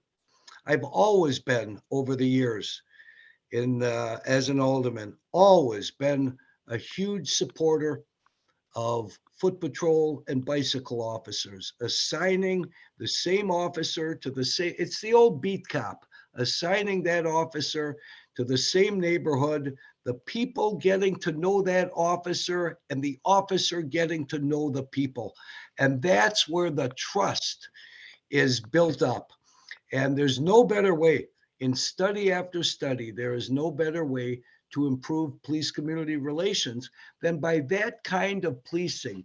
And without that, without first restoring order and stability to a neighborhood, you can't have anything else happen. You can pour millions of dollars into a neighborhood, but if it's not safe and not secure, factually and perceived, then it's all money wasted.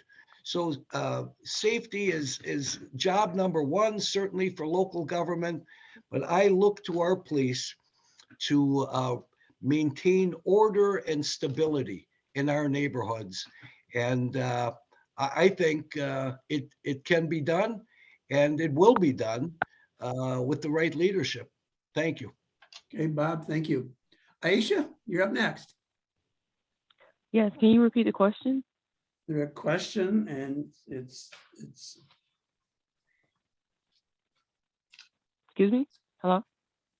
it was basically, what initiative or programs will you create with the police department so that the dignity of law is afforded to everyone?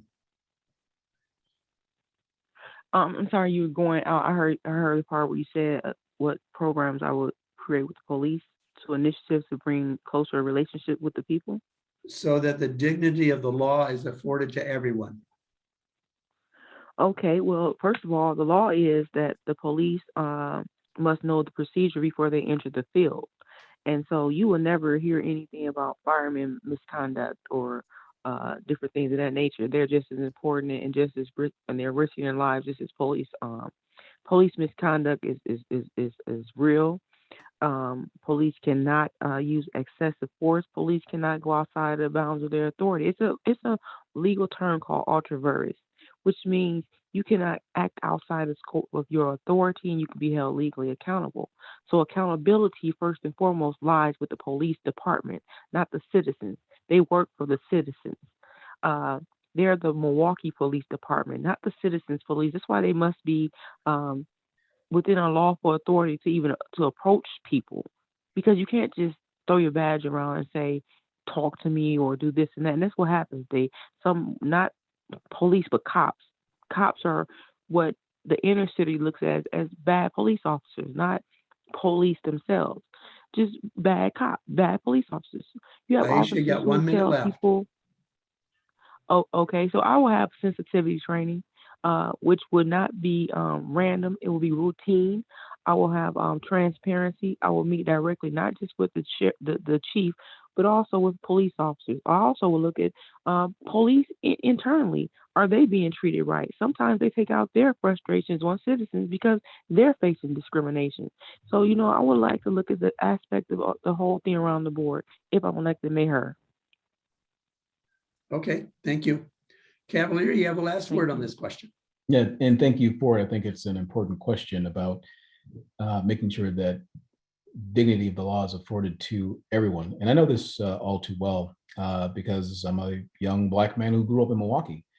When I was a teenager, I was ripped out of my car. I was forced to sit on the curb, and my vehicle was searched without a warrant or without consent by Milwaukee police. And nothing was found, of course, but I mean, I still remember that incident, all these years later, nearly 20 years later. So policing can have a lasting impact on the lives of people in this community, but particularly those who are constantly have interactions with police, like young Black men. My belief is this: is that policing should be fair, it should be impartial, it should be constitutional, and should be community oriented. And I think that's what we're on the path to getting with the current police chief, Jeffrey Norman. As was mentioned before, the mayor does not provide direct oversight of the police department. It's the Fire and Police Commission, but the appointments that the mayor makes to the Fire and Police Commission are incredibly important. So I'm proud to have appointed Bree Spencer to take up a position on the Fire and Police Commission, who has a long experience with police oversight and was a longtime member of this community as a member of Safe and Sound. And I believe that the Fire and Police Commission should have its maximum capacity of 9 members. And as mayor, I'll be working to make those appointments to get that body up to its full strength. Which also got to make sure that we support the police and that we support the leadership of the police and the Fire and Police Commission. So I'm there doing that. And we also have to make sure that with those appointments and with that support, that we also implement reforms to the police department, such as the ones that we advocated for and got on the books in the wake of the unfortunate murder of George Floyd at the hands of law enforcement. So there's a lot to do, and I'm looking forward to continue to do that work as mayor.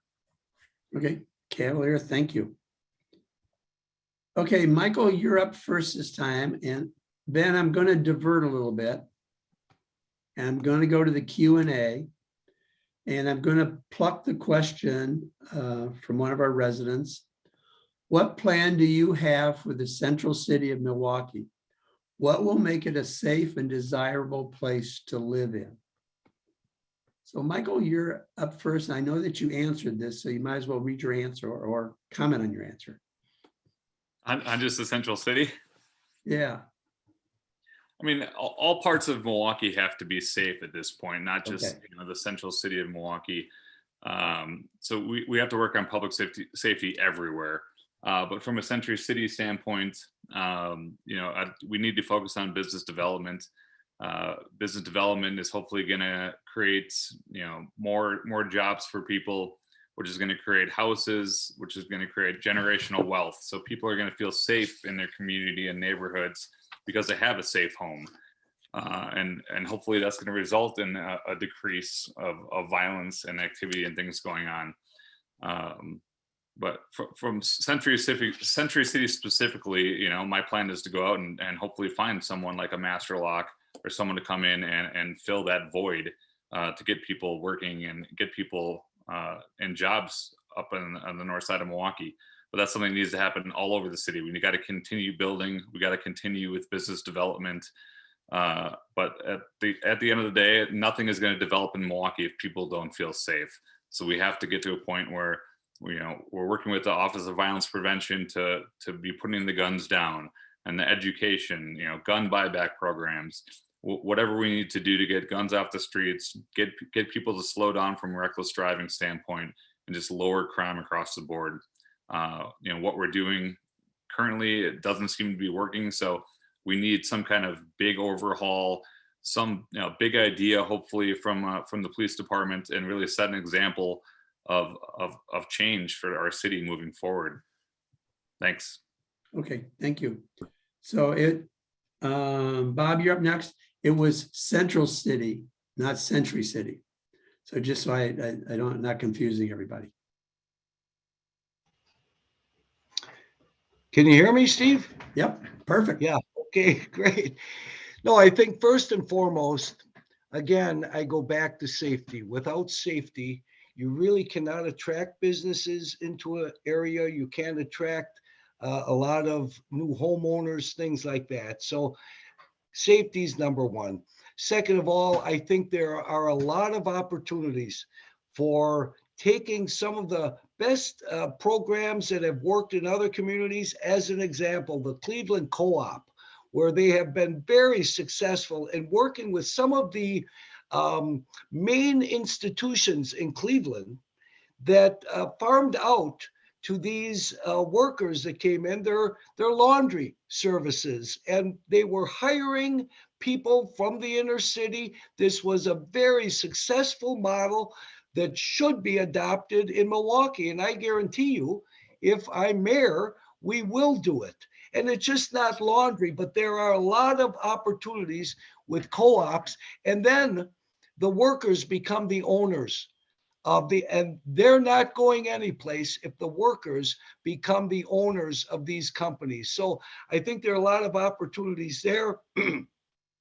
Local government isn't going to be able to solve every problem, but it has a mission and a role to play in our society. And certainly safety is number one. Education, I would love to see our schools open like the lighted schoolhouse like we used to,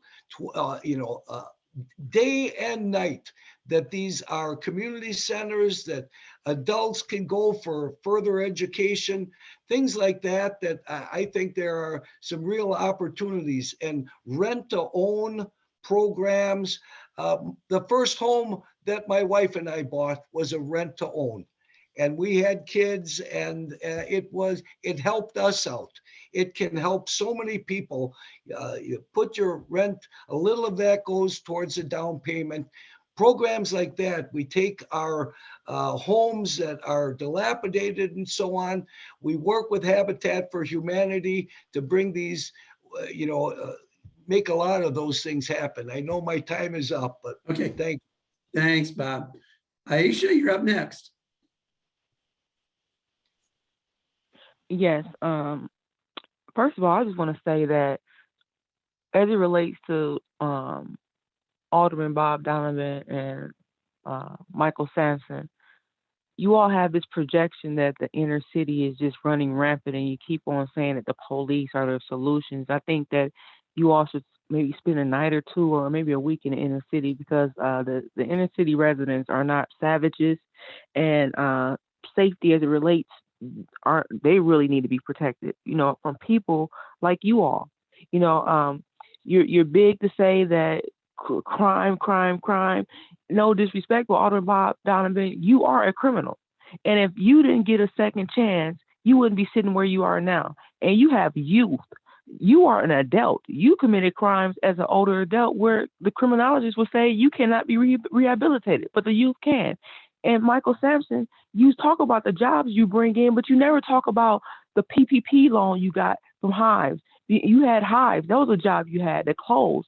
You don't see, and you say things like you can get an Amazon house. It's like you being a comical, because people can't afford what you have or do the things that you do. You also was a distributor for liquor and alcohol that came right in the inner city. You all are part of the problem, And so what I would do as mayor, as it relates to the central city, is open the door to the people, give them opportunity, equality, not judge them with assumptions. because the assumptions and the statistics do not match what you all are saying. And it's very, very offensive. Some of you all are running because of privilege. And I'm running literally trying to save our lives from the statistics, from the discrimination, and from the blatant inequality that constantly is being perpetrated on the central city. And this is why you need a woman mayor. This is why you need something different from what you all have, because the mindset that you all have is really deplorable as it relates to the citizens. Aisha, your time is up. I'm sorry. So, Cavalier? Right, and thank you for the question. Look, I moved around a lot when I was a kid. I lived on the north side of Milwaukee in a number of different zip codes and a number of different neighborhoods. Went to 6 different elementary schools in Milwaukee Public Schools before I finally landed at one school, Daniel Webster, where I could complete school from start to finish, and then ultimately graduated from Bayview High School. I can tell you this, as a young Black man walking up and down the street as a teenager, when I would look at buildings and see the doors boarded up or the windows busted out, or walk into some of these places of business and not see my own reflection in the business owners, I can tell you that starts to seep into your psyche. You start to think that that's normal and that things are supposed to be that way. It's not. The way that I think we help to stabilize the inner city is by looking at what Milwaukee used to be in terms of the access to true family supporting job opportunities. Unfortunately, after the collapse of heavy manufacturing, when those jobs went to right to work states in the South, or they sought cheap labor overseas, it left those neighborhoods behind. It left the people in those neighborhoods behind. It left those neighborhoods mired in poverty, and that poverty is what gets to violence. And so, my belief is that we need to work to make sure that the people who live in the city of Milwaukee have opportunities for true family supporting work. And it's not going to be a silver bullet like it once was with heavy manufacturing, but there are new opportunities today in tech, in green infrastructure. The president talks about building back better and building new turbines and solar panels, things that are not going to be outsourced. Then those things should happen right here in Milwaukee. If we have opportunities to get young people and their parents, quite frankly, linked up with opportunities in the trades, they can go on these developments, projects. We have equitable development throughout the entire city, such as the Couture. That's a large development happening downtown, yes, but it's 1 million construction hours. 400,000 of those hours will go to people who live in neighborhoods like I grew up in 53206, providing them a new opportunity into a family supporting job. So that's what we need to do if we really want to stabilize Milwaukee and create safety in our neighborhoods, have a foundation in both education and family supporting employment. That's how we get there. Thanks, Cavalier. Ernell, you have the last word on this question. Well, let me thank Mr. Melton for the question. I think to make our city more desirable and safe is we've got to address some problems that we have. How can we make Milwaukee more equitable? How can we make it more healthy? How can we make it more safe? How can we make it more affordable? And certainly, what do we do about our system of education? How can we make it more equitable? We know that there's disparities in our city, and we've got to remove those barriers to people of color, men and women, having opportunities in all parts of the city to grow and develop, to have the opportunities, affordable, to find a job at an affordable wage, to raise their families, to have a roof over their head, healthy. We certainly know the disparities in health. Our young people don't have the opportunities to compete in a global economy. Our seniors don't have the comfort in their latter days. We've got to do better in terms of keeping all of our citizens safe, affordable. We know, we see in the chat, people talking about the property tax. People are just being forced out of their homes in this city. And again, how can we find a taxing model that is not so regressive on our people of the city of Milwaukee? And then safety. We've got to look at safety, reimagine safety. People have called for this, they have asked for this, and how we deliver services here to the people of this community. And so everybody plays a role in that, not just the police, but all segments of the community, including the faith-based neighborhood associations like those on this call, and others play an important role. And finally, our system of education. We've got to do something about our system of education that make it that our young people that want to stay here, they don't leave. After going off to college, they stay here. And we got to make it so that our young people have an opportunity to reach their full potential. Thank you. Thank you. I want to thank the 5 of you for hanging in here. The last question of the evening, and I've had numerous last questions, but anyway, this is a good one. And you got 2 minutes. Why should we trust you to do what is best for the residents of the city of Milwaukee? So why should we trust you to do what is best for the residents of the city of Milwaukee? This is your wrap-up response. And Bob, you start today, this evening now, wrapping it up. Okay, Steve. Well, thank you. I appreciate again the opportunity to be here this evening. I will say this, for 20 years, I served the residents of the 8th District as their alderman. I believe over that period of time, I fought for their best interests. As mayor, I will fight for all of our best interests. Over that period of time as an alderman, I worked hard. I reached out and worked hand in hand with the faith community, the private sector, the business community. I thought outside the box. I felt I was creative in addressing longstanding problems. We did things differently, and I developed a reputation of getting things done. And I believe I have all of those same qualities and the energy and the vitality and the commitment to take those qualities to the mayor's office and move our city forward.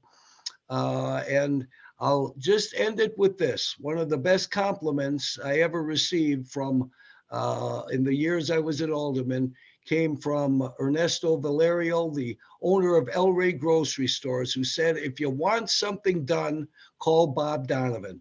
And that's the kind of mayor I will be. Another thing, I did neighborhood walks every week in my district with the police, with the building inspector, with the sanitation inspector. I intend as mayor to continue doing that in different neighborhoods across Milwaukee and monthly town hall meetings across this city as well, inviting everyone, and my cabinet will be with me at those monthly town hall meetings. Thank you all so very much. Thanks, Bob. Aisha? Can you repeat the question? I'll repeat the question. Why should we trust you to do what is best for the residents of the city of Milwaukee? Well, the reason why you all can trust me is because I can be trusted. You cannot trust someone who has manipulated the system.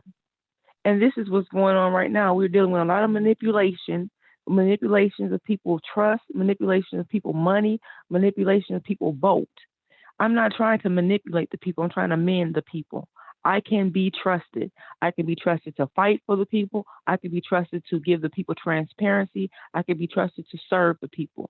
Like I stated before, I don't even know how some of the opponents we have on here are even on the ballot. You can't even trust them to get on the ballot in a legal manner. You can't trust them to come to you truthfully about what's going on. I can be trusted because my track record shows that. I can be trusted to fight for the people. I can be trusted to not fold on the people. I can be trusted to be of the people and not of a personal private interest. You hear some opponents keeping Republicans. This is not Republican and Democrat. This is a nonpartisan race. And if we want to be technical about it, the first political party was Republicans and Democrats united. It was called the Democratic Republican. And You they got 1 minute left, Aisha. Still there? Oops.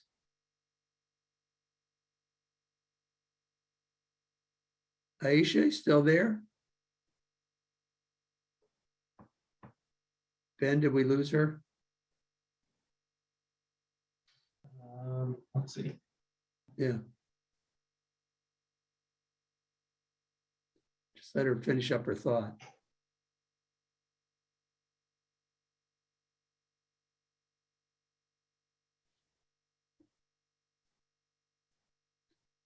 Why don't we come back to her? Cavalier, you want to? Yeah, thank you, Steve, Mabel, the Sherman Park Community Association, and everybody who took the time out to listen to not just me, but all the candidates for mayor for the city of Milwaukee that we have the opportunity to choose in this election coming up for the first time in nearly 2 decades to have change in office. And the time couldn't be more critical because Milwaukee faces issues that are serious, that are difficult, that are complex, and that are also long-term. And I believe that I've got the experience. I believe that I've got the drive, the passion, and the energy to solve these problems and to get us where we need to go as we head into the midpoint of the 21st century. I'm grounded by what Dr. King said in terms of what you need to have a strong community. He said you need housing, you need healthcare, you need education, you need employment, and you also need justice. I come up from Milwaukee, born and raised, and I think it's a prerequisite for the next mayor to have experience now of living in some of the most depressed neighborhoods in Milwaukee. I've got that. The next mayor is going to have the ability to work collaboratively with other partners, be it on the common council or be it with the state, in order to solve the issues that are pressing Milwaukee right now. I've already been a member of the common council and have served as common council president. I've proven that I can get big things done on the council. And I've promised to have a cot in the Capitol. I've already been to the Capitol, speaking with leaders in the Republican Party, and I have a good relationship with the governor right now. So I believe that I'm in a great position to do that. And also serve as mayor currently. I have a clear line of sight of what this job entails. Nothing surprises me in this job.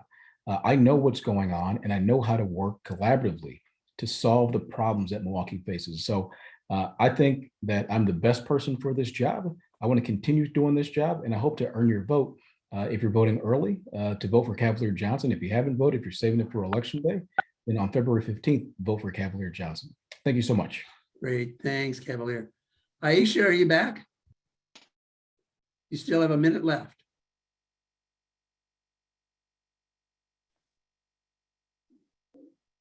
Not working. Burnell? Hello? Hello? Hello? Aisha, you Hello? still got a minute left. Okay, to say why I should be trusted? Because I had got dropped off. Yeah. Oh, okay. I'm sorry about that. I don't know what happened, but I think my track record shows that I don't have to be in government to be trusted. I've been trusted with people's lives and I've delivered. I've been trusted to stand up and fight for people who couldn't fight for themselves, you know? And so if you've been in a position for so many years and you've done nothing, how can you be trusted? I've been in a position where people were at the point of no return and I still brought them back, you know? And I think that not just words, but my action shows that I can be trusted, you know? And if I'm elected, if I can go past February 15th, 2022, and furthermore on April 5th, be elected the mayor, I think the people will see that I've earned their trust to trust me. Okay, thank you. I appreciate it. Thank you. Burnell, thanks for being patient. Thank you so much, Steve. Let me thank Sherman Park Community Association, Mabel and Grassland Manor, and all those who took time from their evening to sit and hear candidates talk about the vision and future for the city of Milwaukee. As a product of this community, born and raised, someone very passionate, very committed to the future of our city, the one who has made service and sacrifice central in his life and service in his time here in this community. I'm asking the people of the city of Milwaukee to take a look at one who has the passion, the commitment, the vision, and the resume of experience and leadership, executive leadership, not only in law enforcement, but in the private sector, leading a major security department in a major corporation, Major League Baseball. I'm not a City Hall insider, so I'm not going to be beholden to anyone. We're not looking for a continuation of the Tom Barrett administration. We're not looking a continuation of things in the past. We're looking for a break and a change and for a new future here in the city of Milwaukee. And I'm asking the people of the city of Milwaukee to vote change, vote the one that has the experience and leadership vote for the one that is not a City Hall insider, and vote for the one that is working to make our community a much stronger and better place. I'm asking for the people of this city to vote on February 15th, Ernell Lucas for change for the city of Milwaukee for the better. Thank you very much. Great, thanks, Ernell. Michael, you got the last word tonight. All right. You hung in there. Well, first off, Aisha, I thought we were cool. That was mean. So start off with And that. you can be cool, but it's about business. We could be cool on a personal level, but we can't come in here and try to manipulate the people. So we're cool. I don't have a problem with you as a person. Michael, stay focused. My time to talk, Aisha. So Aisha, don't assume that you know me. I grew up in a trailer park, poor with a single mother. I didn't grow up poor and black in Milwaukee like most people, but I still grew up poor. I know you grew up differently than me, but don't assume that you know who I am and what I'm about. What I'm about Well, is... I'm not assuming. I can post the facts to show what I know. I'm not assuming anything. All right, post away. Okay. But I'm here to run for mayor to bring people together. I've worked with people all across the community in the city. I've worked with the Latino community and the Southside community, hiring them for Taco Fest, hiring restaurants, Mondo Lucha wrestlers, child performers, mariachi bands. I've worked with the north side of Milwaukee. I had a great meeting the other day with Block, the community leaders. They said I'm the only candidate that's reached out to them to go and sit and hear from them. And that means a lot. That's what we need to be doing in the city. We need to hear from all parts of this city, not just downtown Milwaukee. It saddens me that the reckless driving and the break-ins that are happening right now and the community leaders downtown are finally speaking up about this, but only when it's affecting their businesses. It's affecting the entire community and the entire city of Milwaukee. And it can't just be bringing up when it's affecting them downtown. This is something that we all have to deal with. We have to make our city a safer place, or we're going to continue losing people. We're not going to get people here. So we have to work harder all across the board. We all have to work together. That's what I'm here for. I'm great with working with people. I'm here to work with everyone in this city. The donations that have funded my campaign so far are from family and friends and people that believe in me. I'm doing all this work myself. I'm out there knocking on doors. I've got all the signatures myself. I wanted to learn through this process, and I've learned a lot. I respect all the other candidates in this race. I think it's been great for everyone. If we can keep throwing out good ideas to move the city forward, that's what this all is about. And get out there and vote. Vote Michael Sampson on Tuesday for Change for Milwaukee. Thank you. I wish to thank five of you now. Believe it or not, this is the first time that we've had a mayoral forum in Milwaukee. Every time I've asked, I've been turned down. And it's been kind of insinuated that it wasn't that important. So I appreciate that all of you hung in here and that all of you responded to the question. So that's, from my vantage point, an excellent job to all of you. Kudos. Mabel, you got the last word. Thank you all for joining us, taking time out of your busy schedules. I know you are doing enough Zoom meetings and in-person meetings, but we really appreciate the time you've spent with our neighborhood association and helping to inform our residents and stakeholders, community members on who you are. So that's really important as we move into Tuesday. Again, if you got this card, please remember, look through your mail. This has the new wards and your polling sites. So we just wanted to make sure that you're aware of that. And we do have 2 more days to do in-person voting, to vote early. And that's all I have to say. Thanks again for joining us. Mabel, we got to thank everybody that joined us tonight. Yes. We had 108 one time. Yeah, we had 108 people. We had pretty cool. 2 people staying with us. So thank you for all your time. That's great. Thanks, everybody. Ben, thank you. Good job tonight, as always. Thank you. Thanks, guys. Go Bucks. Thank you. Yeah, go Bucks is right. Yeah. Big game.